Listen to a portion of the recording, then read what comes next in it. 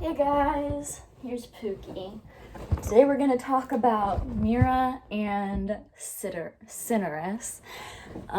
So I have the pleasure of talking about incest. Yay! So the story is actually entitled Myrrha's Incestuous Love for Cineris. So that sets us up with a good start. Essentially, Cineris is a king, and his daughter is Myrrha, and she has come to the point where she has to choose a husband, but the only person that she is in love with is her father.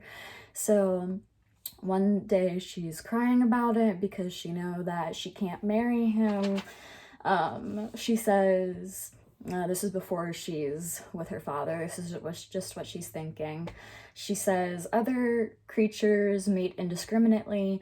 Human concern has made malign laws, and what nature allows, jealous duty forbids. So you can see that she doesn't necessarily agree with the laws against incest, which is, but eventually she's crying. Her dad comes up to her and says, hey, you're not allowed to cry. And then the story says, thinking this to be virgin shyness, kisses her on the lips. So that's great. So he doesn't know that she's in love with him, and then goes ahead and kisses her. It's like a kind familial thing. I don't know. Usually once you're no longer like a small child, that's when parents usually stop kissing their children on the lips. You know what I mean? Anyway, so she realizes she can't be with her dad, and she sets up to commit suicide, but the nurse opens the door just in time to see her putting the noose around her neck and makes her stop. And the nurse knows that there must be like an affair or something going on, but eventually the nurse finds out that she loves her dad, and she's like, well, you probably shouldn't do that, but then decides to help her, which I think is weird, because all of a sudden there's the festival of Ceres, Ceres, where wives are away. They're like not allowed to sleep with their husband. So the daughter, Myrrha, knows that her mom and dad won't be sleeping together, so she thinks that's a great opportunity to sleep with her dad. So the nurse tells the father while he's drunk, hey, there's a girl that really wants to sleep with you. And he's like, oh, how old is she? And then the nurse tells him, and he says, that's my daughter's age, but doesn't put the two things together, and everything's dark. So then Myrrha has sex with her dad, and then they keep doing it as the festival goes on, but he doesn't know that it's her. So one night he turns the light on, realizes it's his daughter, and gets out a sword to kill her, but she runs away. And she runs away to the fields, prays to the gods not to die, but also not to live. So they turn her into a tree, and that's where the story ended. So I hope you enjoyed my summary of that.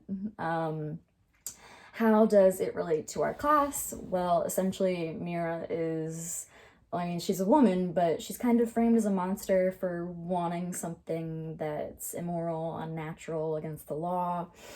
When I was looking at how it related to Gilgamesh and the Odyssey, I said that there's this theme of wanting something that you can't have and facing the consequences for wanting it.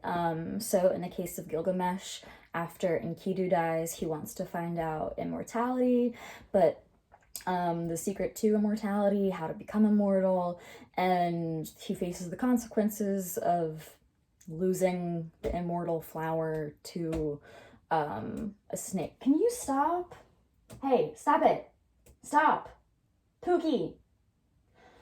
I'm sorry. So he loses, and Gilgamesh loses the flower and can't become immortal, just becomes upset after this whole journey happens. And Odysseus, he can't necessarily have what he wants, so he wants to go home and not be trapped on an island anymore.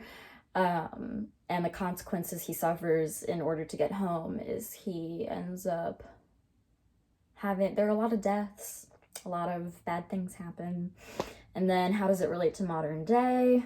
Well, incest is illegal as far as I'm concerned, but I did think of the Romanov dynasty in Russia, which that family ruled from 1613 to 1917, and because they wanted to keep the same crowd of people in the family, there was a lot of incest, and as a result, stop it!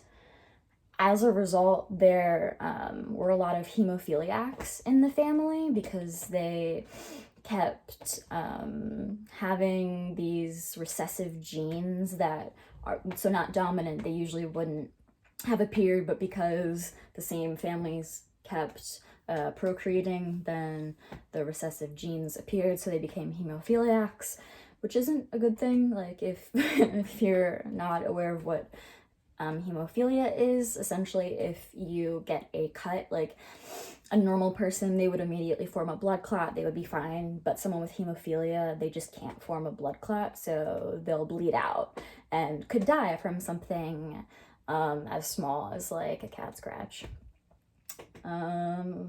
Yeah, so I hope everybody's having a good time. Sorry this is a little late.